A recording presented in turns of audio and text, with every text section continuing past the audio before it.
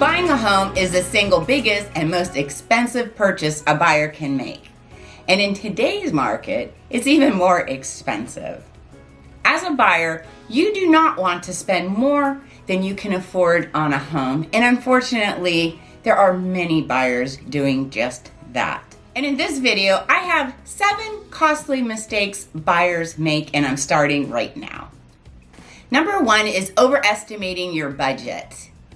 There's a reason why real estate agents will ask you to go ahead and get pre-approved. That is great advice.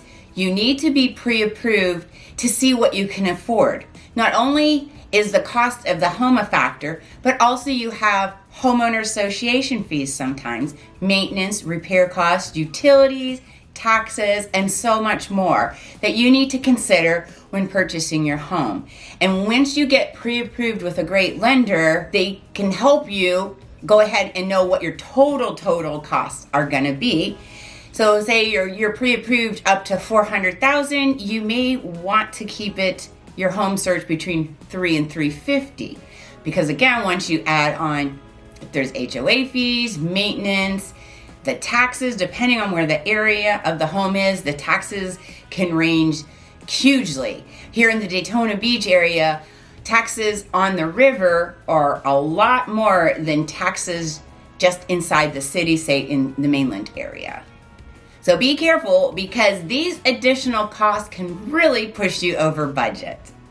Number 2 is buying a fixer-upper. I get a lot of people that'll contact me and like, I'm okay, I don't mind a bit of a fixer-upper, I'm a great handyman.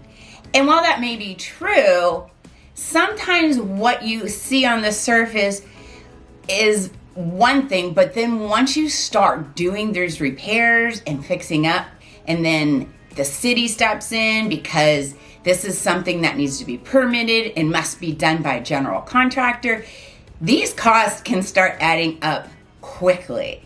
So unless you're an investor and really truly that's your business, looking for fixer-uppers, you might want to avoid the fixer-uppers.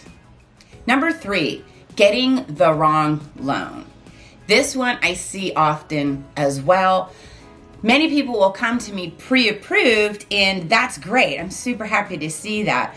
But one thing, maybe their lender, they didn't do enough research, and their lender may have had their best interest in mind and gave them an adjustable rate mortgage.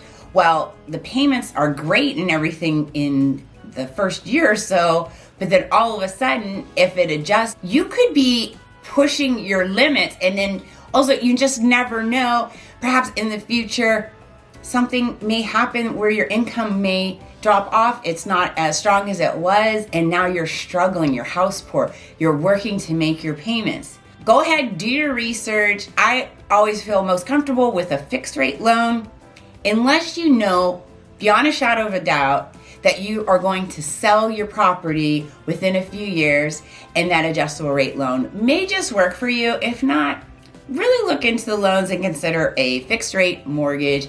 That way you avoid that costly mistake. Number 4, failing to negotiate price. Oftentimes, first-time homebuyers especially may be a little afraid to negotiate on the price because they want the home so bad, and they may be lacking in the experience that they're afraid if they try and negotiate that the seller may not take their offer and they'll lose out on the home. Well, this simply is not true. This is why it's really important you get a strong top agent in your area. I work hard for my buyers. I negotiate the best price. I like to know at the end of the day, when my job is done, my buyers got the best price on that home possible. Make sure you connect with a strong agent that can negotiate on your behalf. And don't be afraid to make an offer. Now, a good agent would also know you can't go in low and crazy because you'll offend the seller. People are very sensitive. They have their egos sometimes in these deals. Again, a great agent, a knowledgeable agent can help avoid all of that. Going in too low can offend the person, and I promise it's real hard to come back because now they just can't forget how you insulted them on their beautiful home. Contact a great agent. Make sure you get one that's strong in negotiating. so you can get the best price and not make that costly mistake. Number 5, talking to only one lender.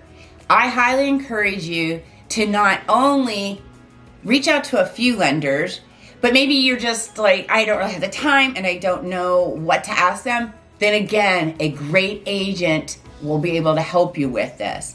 I work with preferred lenders that I've already asked all the questions. I've already done deals with them to qualify to know they are the best in their field. Another huge tip is always use a lender in the state you're looking to buy the home. Make sure, because they will know those state laws and rules. It does make a difference. I've had buyers come to me pre-approved, but they've had a lender from New York or California, and it really makes it hard. And I've had several deals fall apart. And then I was like, please, will you please use my preferred lender? I am working for you to get the home you want. And it's heart-wrenching when the deal falls apart a few days before closing because my buyer had picked the wrong lender. Not only was it costly for them because they still had to pay for their appraisal, they lost their escrow sometimes, and they had to pay for the home inspection. Maybe they're already prepared to move, and then the deal falls apart a week before closing because they chose the wrong lender. Interview lenders, or if nothing else, pick an amazing agent that has a history of working with strong lenders to get the deal done for you.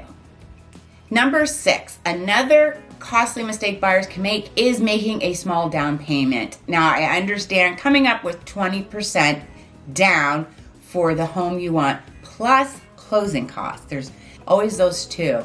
Sometimes in a buyer's market, you can ask the seller to pay some, if not all of your closing costs. But in a market like we're in now, that would be tough. Lenders will offer you other types of loans like 3.5% or 5% down.